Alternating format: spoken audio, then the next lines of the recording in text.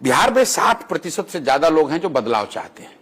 वो किसी जाति के हों, किसी वर्ग के हों, किसी दल के समर्थक हों, किसी विचारधारा के हों, बदलाव सब चाहता है।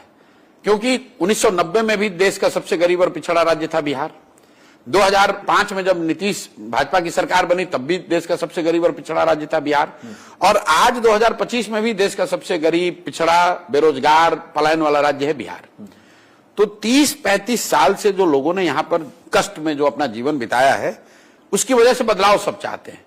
अब आप कहिएगा बदलाव चाहते तो फिर इन्हीं को क्यों वोट दे रहे थे? इसलिए दे रहे थे कि उनके पास विकल्प नहीं था।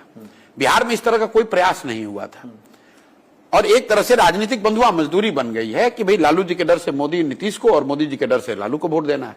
हम आपकी जन स्वराज में जो भीड़ आ रही है और जिसको लोग कह रहे हैं भाई इतना भीड़ कहां से आ रहा है, जरूर बहुत रुपया खर्चा हो रहा होगा, कोई खर्च नहीं है।